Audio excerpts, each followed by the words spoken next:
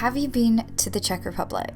Maybe you've visited for the beautiful capital, Prague, maybe you've heard of our beer, or maybe you're here for the ample historical towns and architecture dotted through the country. But did you know that the Czech Republic has a thriving winemaking culture? In this video we are doing a 2-day stint in Moravia, the Czech wine country. But I will be sharing our full trip with you, just in case that itinerary is helpful. So come with us and get a taste of the lesser known gems that my wonderful homeland has to offer. By the way, I'm Eliska, this is Jack, and we have a little 2-year-old, and We Film Things is all about bringing accessible adventure into your everyday. So the premise of this trip is that our friends, Flynn and Steph, are over from Australia, and we said we'd take them around the Czech Republic. Now, I love an excuse to be a tourist in my own country, so if anyone wants to visit me, you're very welcome. Of course, we had to kick off the trip in Prague. If you're flying in, the likelihood is that you'll have to come through the capital too, so make the best of it. A little whistle-stop tour of the sights, the castle, Old Town Square, Charles Bridge, you know, the usual suspects, but a Prague itinerary is a subject for another video.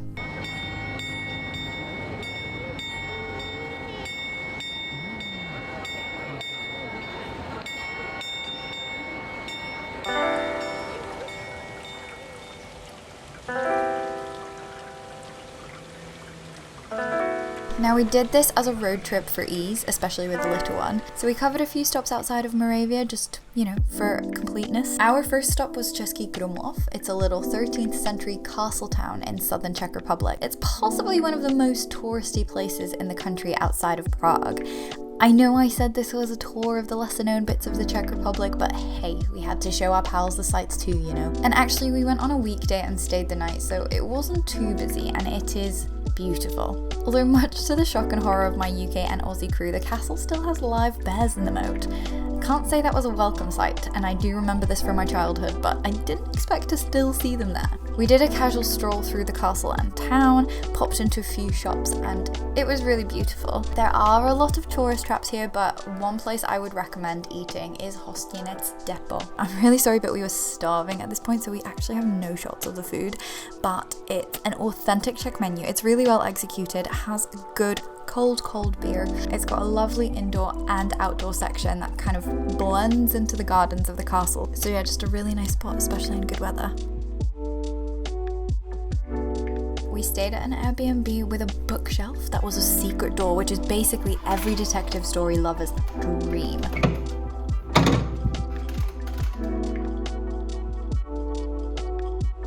Then it was time to head to Moravia. Finally, wine country. It's a long drive, guys, about 3.5 hours from Český Krumlov or 3 hours from Prague. And this was our base, beautiful Mikulov.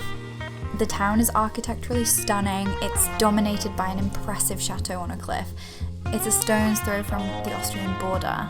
But most importantly, this is the heart of the Czech winelands.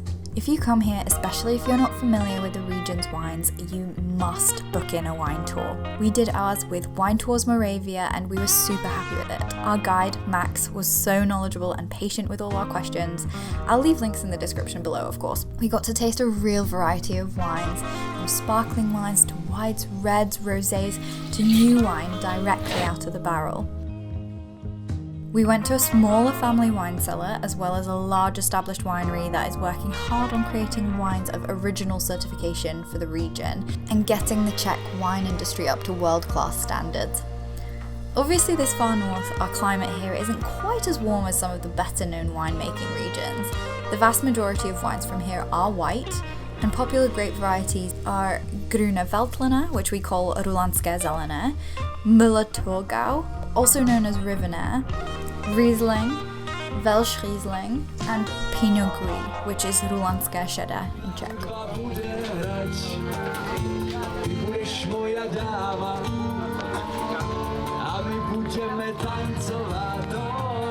Interestingly, there's a long history of the sweetening of wines due to having to meet wine production quotas when we were under communist occupation. So Czech taste can traditionally be quite sweet, but there's been a big shift back to quality dry wines. I personally prefer a dry wine, and honestly, we tasted some absolute gems.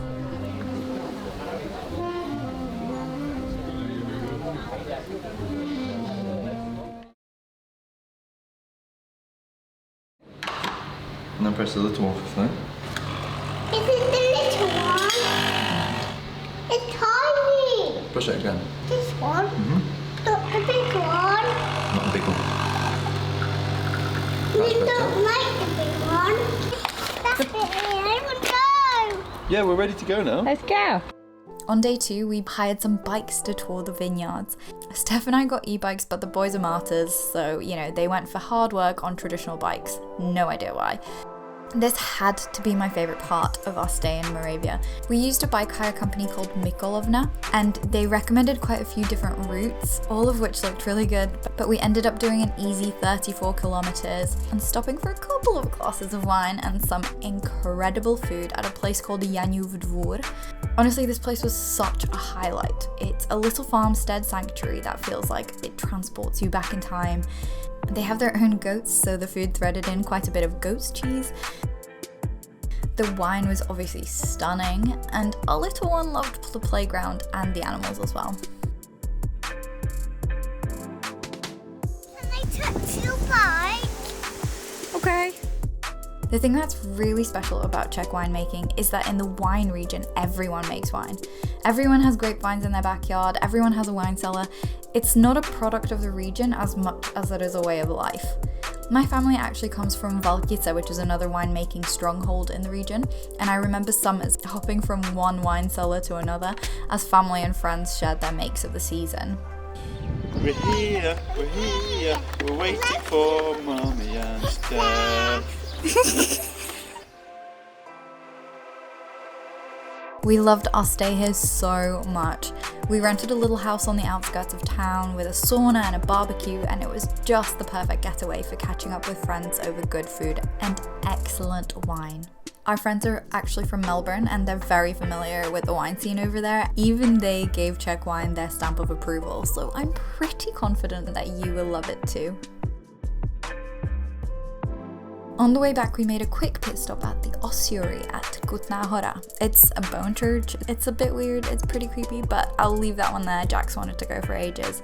Then we headed on back to Prague, and that was that. I honestly hope our little trip inspired you to check out the Czech winemaking region, and if not, then at the very least, the next time you're in the Czech Republic, check out some Czech wines, give them a taste. They honestly might surprise you. Thank you so much for watching. If you've got this far, then give us a little subscribe, or you know what, send this video to a friend who loves wine. We would really appreciate that.